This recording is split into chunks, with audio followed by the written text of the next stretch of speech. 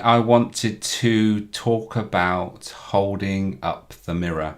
And I think at the moment it's particularly useful and probably pertinent in that we are seeing lots of things going on at the moment with the US election, where we are witnessing things, and with leadership, that's the thing to remember, is that whoever you are, if you're whatever leadership position you're in, you've got to remember that people are watching and observing, and whatever that means to you, that means that obviously that means that you've got to be consistent, and also you've got to be congruent to what you actually want to, the message that you want to get across.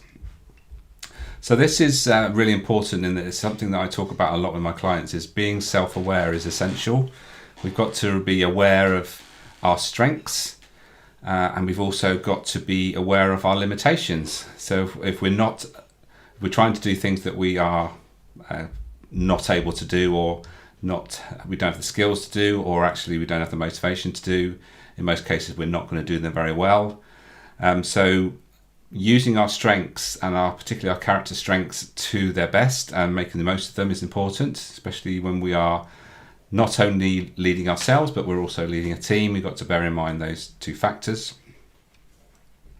What I've noticed a lot is that it's very easy to get lost in the task, and when we are talking about leading, we have to make sure that we are leading and we're not just heads down and not looking at what everybody else is doing around us. Because if we're doing that, then we're probably becoming busy fools, in that we are concentrating on what we can get done as opposed to what is actually potentially can get done by everyone getting involved.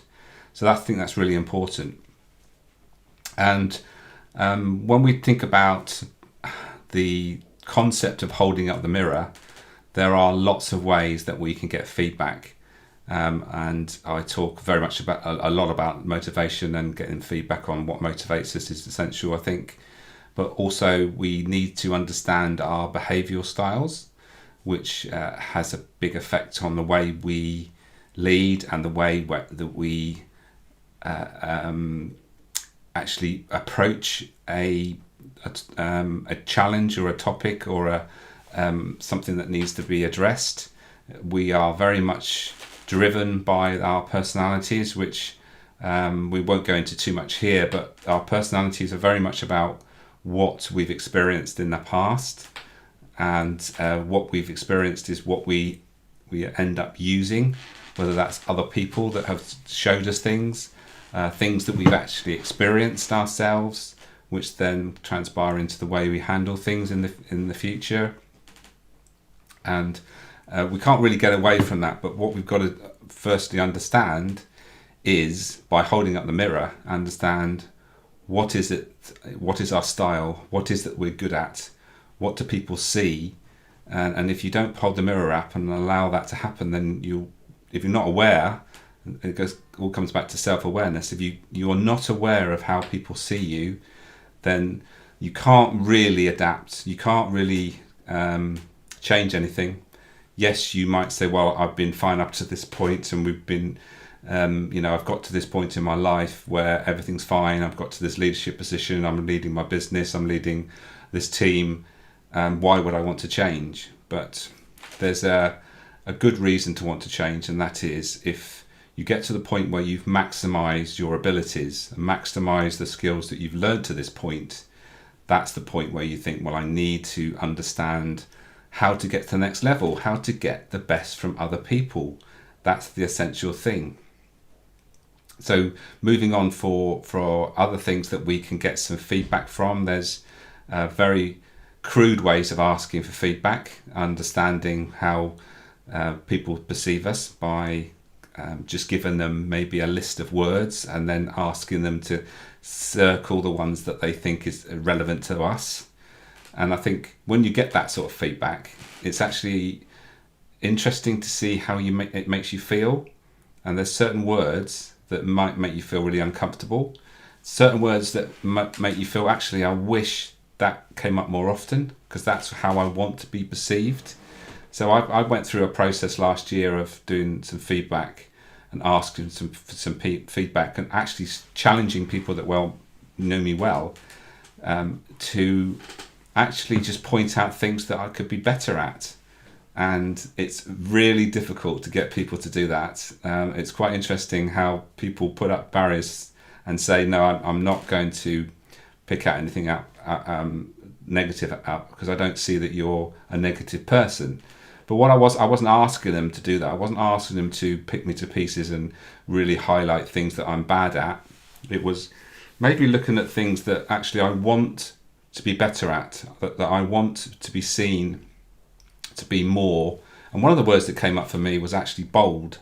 I wanted to be seen to be more bold, and I think probably one of the reasons why I'm doing this today is I just want to go out of my comfort zone, and boldness is something that I want to be associated with. So I want to be able to do that and live it, walk the walk, and not just talk the talk.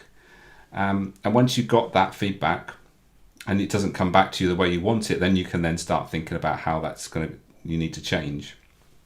Another thing that I do a lot with my clients is get them to understand how they approach their leadership in regards to how challenging and how supportive they are. And it's really, I've just done the exercise myself, and it's really useful to understand actually where do you come from with regards to challenge and support. Now, when we say challenge and support, we need to be equally balanced with regards to high challenge and high support. And I know from my previous experience of leading a team that I tend to be too supportive. So in other words, I take too much responsibility from my team and I don't give them enough responsibility, and my expectations of them is probably not high enough. You have to have high expectations, and expectations then lead to actions. So on knowing that, I know that I push myself to be more challenging more often. And it's very easy to push too far the other way, though. That's the thing to be wary of. If you don't want to go from one extreme to the other, and that tends to be the case when you learn something about yourself. You can easily flip to the opposite, to where you were, which can be quite disconcerting, especially for your team, wondering what the hell's going on. I think when people go on courses, people are quite wary. Because they think, oh, what's he going to be like? How's he going to change? What's he going to introduce? What's going to be the flavour of the day, and how long is it going to be until he gets back to how he used to be? Because it takes perseverance to change on the long term. We can all change in the short term, but for long term, we've got to be consistent. We've got to persevere, and we want to really want to change. That's the first thing. We want to change and realise there's a need to. And when we're seeing things like we're seeing at the moment with, the leadership that we're seeing locally, nationally, internationally, it's really interesting to see how people react. People react to how they perceive people and the leadership that they are backing.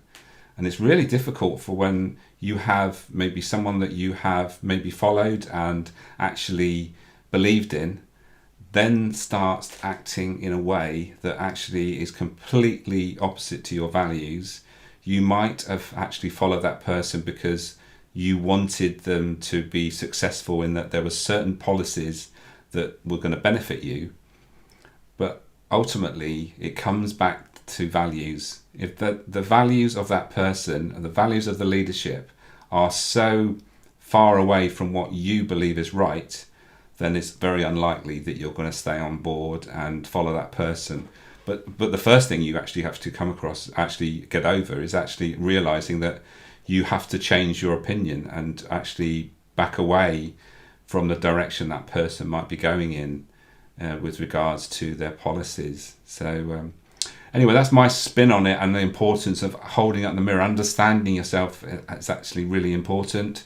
Understanding how you look at things, your perspective, your personality style, your view of things, so that you can really make better decisions for yourself. If you don't hold up the mirror, then ultimately you just carry on with your head in the sand, not maybe realizing the impact you're having on those that are looking up to you. So hopefully that was useful. You'll find all the other episodes of the Get Savvy show on my YouTube channel, and also you'll see me popping up on LinkedIn, and you'll see me popping up on Facebook Lives a couple of times a week. And if you're watching these on replay, please leave the comments if you have anything to say. It'd be interesting to see what you feel about anything that I talk about, and I will get back to you as soon as I can and reply. So thanks for your attention today, and I will catch you again on the next episode of the Get Savvy show from the Reluctant Leader Academy.